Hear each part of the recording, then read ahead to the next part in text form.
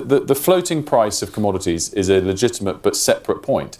Another point for why this country has unbelievably high energy prices is that we tax our energy companies. No, you're wrong. I'm really sorry, but you're wrong about that because the price is set internationally. I'm really sorry, but that's not correct. Okay. Well, hi guys.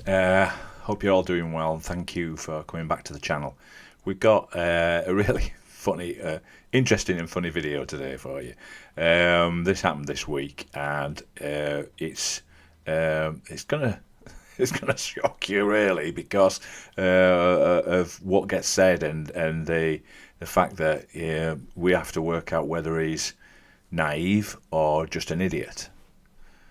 We're not sure yet, but it's about Ed Miliband, who's our energy secretary, believe it or not.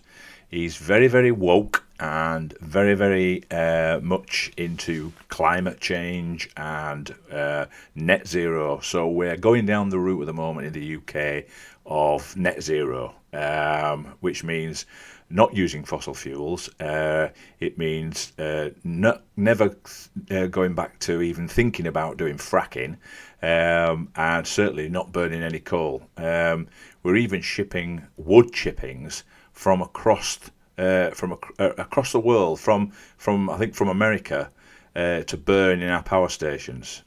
So basically, I think we bring in a massive amount of liquid petroleum gas from America too. So we've got no storage for anything, so we can't store energy, even though we create energy in a lot of our renewables that they're trying to impose on us. We've got no storage for it, and there's no new nuclear. We do have nuclear, but we need a lot more. And so what they're doing at the moment, they're trying to pretend that we can run this country with all renewables, and really don't want to go down the nuclear route, but they're going to have to, because we have to have some kind of base energy. Obviously fossil fuels were the base energy because they work all the time, whereas obviously with solar and wind, if we get what's called a Dunkelflaute, which is German for no wind and no sun, which happens quite a lot in the UK, then you end up with no energy being produced. And then also, if it gets too windy, we have to turn the wind power off. The windmills have to be turned off because they can't cope with the wind shear. And so it's sort of a bit useless, really. But we're going down this route. Nobody else is. There isn't a country, I don't think, in the world that's using renewables, all renewables, and that has low domestic energy prices, and has any kind of industry. Renewables are an industry killer. Hence why the Chinese are opening 2 coal-fired power stations every week. So we're in trouble, really. But this Labour government's in for another 4 years, and we've got this for 4 years. God knows what the country's going to look like by then. But this video is Ed Miliband, and he is speaking about government policy and what is going on at the moment in terms of renewables, where we are with it, some new ideas about postcode charging for energy, depending on where you are in the country and what they think you can afford, which seems unbelievably crazy to me. And also talks about, more interestingly, which is the best part of the video, talks about pricing, and it's basic maths, and you'll be astonished when you see this. I mean, it is mind-blowing what he actually thinks is real and true in this, in what he's saying. I mean, this guy last time, was it when Labour were in power, ended up losing his position because of well, it didn't help.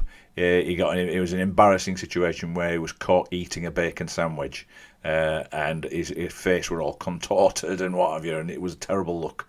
And he crashed and burned after that. And this is another terrible moment for him. But so, without further ado, I will let you watch this video. It's unbelievable.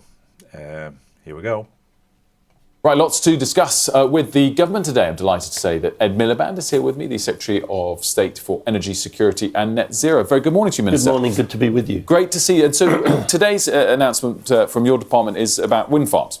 It's about a really, a very important investment that we are making through Great British Energy, our publicly owned energy company, £300 million that is being set aside in advance of the spending review so that we can build the supply chains in offshore wind, the factories that will manufacture the wind turbines, the blades, the base for the wind turbines. And there's a huge opportunity here, jobs for engineers and welders, construction workers. And it's part of our whole argument, which is this clean energy transition is about, it's an unprecedented economic opportunity, probably our biggest economic opportunity to contribute to economic growth. We want Britain to be the safe haven for the world, for global investors to come here, and we think we have a good chance of that happening. At the same time, the other thing that's grabbed headlines this week relating to solar panels, and Chinese solar panels. You want to rule out any Chinese slave labour being used in items that are manufactured to reach the UK. Nonetheless, whether it's wind parts, solar parts or battery parts, Chinese supplies will be needed? China is part of our global supply chains. In fact, they've got a very big role in global supply chains. That's built up over a long period. I forgot to mention this, guys. They've now decided this week, because they were very woke, they've now decided this week that they don't want their solar panels being made by slaves in China, like everything else virtually is made in China by certainly slave labour in terms of money and wages. And so they've decided, so God knows what they're going to do, because everything's made in China, and you'll find what he's saying here, without saying it, it can't get. They'll not be able to get them from anywhere else. There's no way you can get them from anywhere else at the price we're paying for them. So that's another on cost to our own domestic energy bills. Anyway, sorry, carry on. Absolutely, we don't want to use slave labour. What we're doing, though, is trying to build up our British manufacturing base, and this is really, really important. And this wasn't done in the past. We care about making, buying and selling things in Britain. So this investment that we're making today is part of that. But I'll be honest with you, that's not going to happen overnight. And look, part of this also, we've got a big international energy summit happening in London today and tomorrow, 60 countries represented, 50 global companies too. One of the things that we'll be discussing there is how we can have the supply chains across the world to give us the materials we need for clean energy. We don't want dominance of any country in these supply chains, but making sure you have that diversity, given the position that we've inherited, is going to take time. But I mean, various targets to hit, some quite soon, 2030. Yeah. China will be central to the supply chain by China's got a really important role to play, but look, we're confident we can meet our targets. We're confident we can procure those solar panels in a way that definitely doesn't use slave labour. But there's a broader point here, which is Britain, just to take an example, has done reasonably well in offshore wind generation, but we haven't generated the jobs here. We haven't been doing the manufacturing here. That's what we want to change. Is something linked to wind in particular? Regional pricing, if you've got wind farms or eyesores of that ilk near you, can lead to lower prices. I guess that would be the spin you want to put on it, but of course for many others they'll be saying they'll be paying relatively higher prices for energy. Is it fair that is going to happen? So this is a very complicated issue that you're referring to that my department is looking at around so-called zonal pricing. Look, I'll be honest with you, we're still looking at the details of this, which is something we've got to really, really get right, and we're studying in detail the effects. Look, my bottom line here is we want to cut bills, and we want to do so in a way that's fair. And we want to make sure that happens. And that's my test for any reforms that we make. There's very strong views on both sides of industry, as you'll probably have gathered, on this. People are fighting it out. We're going to take this, make a calm and considered decision on this. It's interesting you mentioned on industry here, because I wanted to sort of explore their point of view on all of this. I get that there's a great opportunity to invest and create jobs in clean energy, but it takes time, as you've already acknowledged. And industry at the moment is being punished severely because of our higher energy costs. I mean, just to give the numbers again, this comes from your own department's report. 26 pence per kilowatt hour is the cost of industrial energy in this country. In the US, it's 6.5p, 26 to 6.5. We're comfortably the most expensive in the G7, and 20 years ago we weren't. What can you do about that during this Parliament? We've got to move as quickly as possible to clean power. If you take the steel industry, which has been really in the news recently, what UK Steel say, the body representing the steel industry, is it's now our exposure to natural gas, to the fluctuations of natural gas prices, and the fact that gas sets the price a large percentage of the time in the UK, and these prices tend to be higher, which is driving these higher prices. And that's got to change. And that's why our clean power mission is so important. Because, often people think, well, clean power, that sounds like it's about climate change. And obviously it is. But it's about much more than that. It's about us having homegrown clean energy that we control. And that's what I think will be good for business and be good for families. But I don't think the steel industry are saying that it's as black and white as that it's gas prices that causes our higher energy costs. I mean, some people would argue it's exactly the opposite, at least in the short term, for the foreseeable future, not to mention the long-term problem of things like wind, which of course means we'll always have to rely in some part on fossil fuels. But again, the cost in the short term is prohibitive. In the US, it's gone in the other direction as they produce more of their own gas. This Parliament, are you acknowledging you can't address that issue? No, absolutely not. We can address it, and we look at it all the time. But I just want to pick you up on this point, because you say and you don't think the steel industry are saying that. I promise you they are. What UK Steel say, and it's really important because there is misinformation going on from some of our political opponents on this. What they say, and I'm quoting here, is the primary driver of the difference between our prices and those of continental Europe is our exposure to natural gas. Generally, that is what they say. And it's true that some people want to use net zero, and let's just surface this, and to try and pretend that this is about net zero. It isn't. And that's not what UK Steel say. I'll come to that point then in a moment. But first, let's go back to the main point. 26p versus 6.5p. You're saying you're going to address that this Parliament? We're going to definitely try and reduce our industrial energy prices. This is different. I get that long term, homegrown clean energy might lower prices. But you've already acknowledged that will take time. Gas is by far the most important part of our energy mix in the short term. I think it's also fair to businesses to acknowledge that you're not going to drastically alter those prices during this Parliament. Look, I'm not going to make promises I can't keep, but what I am saying to you is industrial energy prices is something we are very, very aware of, and every solar panel we put up, every wind turbine we build, every piece of infrastructure we build, and this is controversial, will help us get off natural gas and our reliance on these fossil fuel markets and get us onto cheaper, homegrown, clean power. And we're going to go as fast as possible with that. And this will help address some of the issues you're talking about. One other big cause of this, and maybe we could argue all day long about what the primary issue is that energy companies in this country are taxed at 78%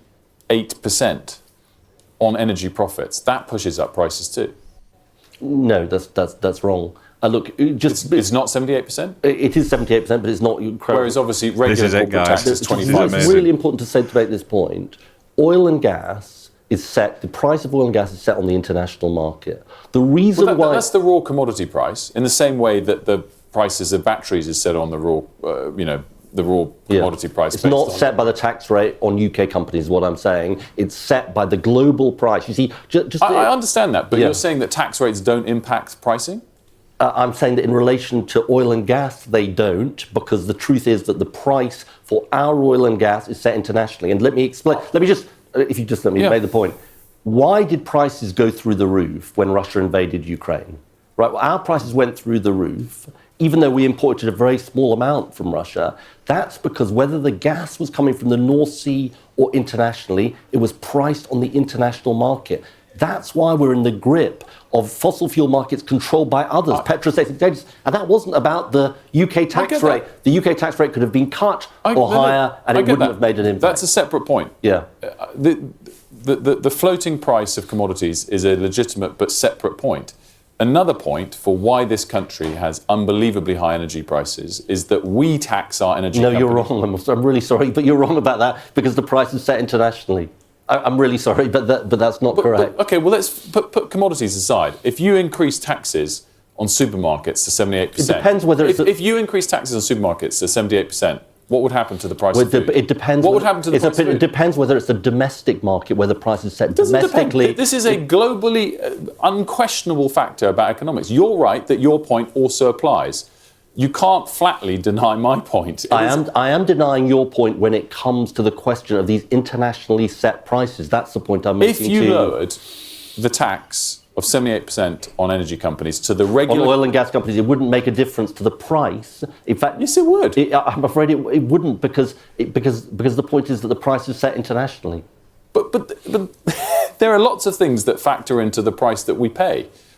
The lots of supply chain costs you've mentioned yourself. This is a huge cost in the supply chain of getting energy to people in this country. We'll have to disagree about this, but I'm convinced of my argument. What is the case? Hold on. Then what is the case? Why don't we just tax every business at 78%? No, I'm not in favour of that at all, because the question... Why not? But there's no cost to it. Well, you get more money and the same prices. I didn't say there was no cost to it. I said where the price gets set. The truth is that what it defines in the UK context is how investable propositions in oil and gas are. That's why, for example, the Treasury has been consulting with the industry in the North Sea on the precise rate to set the tax at. So obviously tax is a relevant question, but I'm afraid to say that when you say that if the tax was lower, the prices would be lower, you're wrong about that. We'll have to agree to disagree on that. I mean, again, we should just tax everyone at a higher when we do it. I'm not saying that, no. I mean, it's a win-win, easy thing to do. No, I'm not saying that, actually. But final question, I know we're out of time. A lot of talk about Conservatives and reform yesterday and some... So there we go, guys. Wow, that's unbelievable. That guy is a moron, an idiot, a fool. I just don't understand how he can't see that. Obviously, if you're taxing it, everybody else gets taxed at 25%. The energy companies are getting taxed at 78%. As if they're not going to put that extra tax onto the domestic fuel price on top of the international price that it keeps going on about, the commodity price. Of course, they're going to charge more for it. Why wouldn't they? In like the interviewer says, if you taxed the supermarkets at 78% instead of 25%, they would basically claw that tax back by increasing the price of food, wouldn't they? It's obvious. Anyway, told you, we've got idiots now in power in the UK, absolute morons. There's going to be nothing left of this country in 4 years' time. Nothing left. No wonder all the millionaires are leaving, or anybody who's got any decent amount of money. The tax has gone through the roof. They're taxing everything, taxing a lot of things twice. You know, you're lucky if you've got any money left at the end of the month. Anyway, thanks for watching, and I will see you on the next video. Thank you. Oh, don't forget, please subscribe. Thank you.